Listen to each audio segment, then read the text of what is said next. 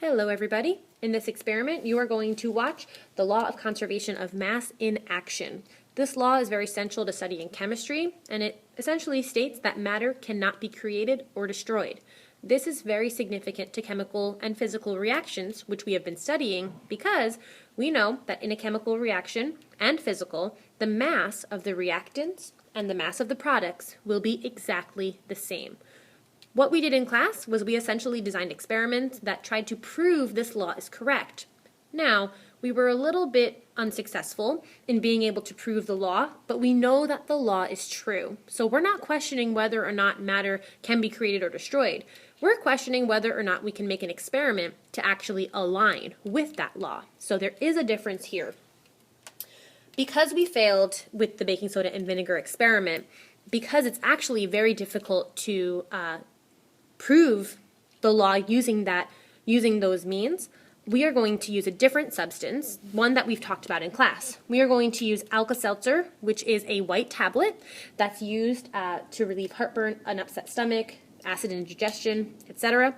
So this tablet I've broken in half just about. We're also going to use water.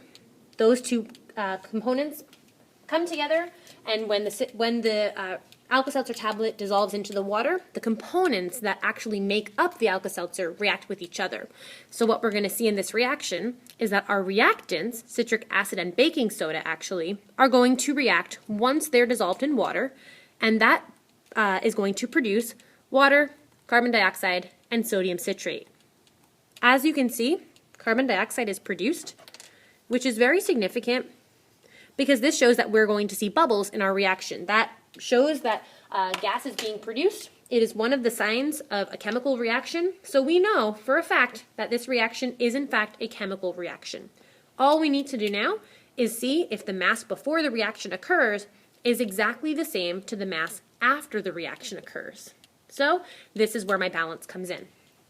I am going to be using a water bottle to do my reaction. The reason why is because the carbon dioxide gas has mass and it will escape if I use an open container. That would be creating something called an open system. I do not want to do this because my scale will not actually be accurate then. So what I'd rather do is use something that will trap the carbon dioxide gas and will give me the results that I'm looking for to prove that the law is true. Here is my water bottle. Note that I'm putting the cap on the scale as well with the water bottle because that cap is going to be present when I'm finished with my experiment. I want to account for that mass initially as well. What I will do now though, I'm going to do an interesting little trick in which I'm going to actually zero the scale. This means that now all I'm going to see is the mass of my actual reactants. So I will see the mass of my water, which isn't really a reactant, but I will also only see the mass of my Alka-Seltzer tablet, and that will show me whether or not the mass of the reactants and products is the same. Let me first figure out how much mass my water has. I have about 50 milliliters. So I am working with 51.1 grams of water, and I will put my Alka-Seltzer tablet on the scale as well. So my initial total mass is 52.7 grams. Aha. Now, let's do the experiment and see if we can stay at the 52.7 mark. That will show me that I was able to prove my law. Let's do this.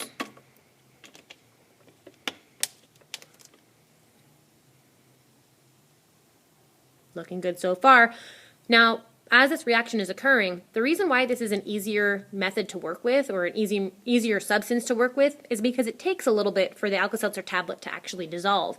That means that you have a bit more time to get the cap screwed on, and you would be able to trap the gas more effectively. That was the problem we ran into with the baking soda and vinegar. It just all happened so fast, we weren't really able to get the cap on, or in some students' cases, the balloon onto the container. So much gas had already been lost. So you might be able to see inside the water bottle the reactions occurring. You see the bubbles. So that means that it is happening. Carbon dioxide is being produced as we speak. And look, just saying, look what's happening right now to my mass. It is still the same.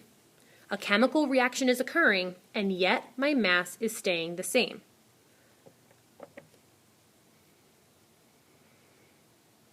I touched the water bottle to see, or rather to feel if there's any difference, and actually the water bottle does seem to be a bit stiffer. This shows me that the gas is in fact being trapped inside, and that gas is really pressing on the outside of the container.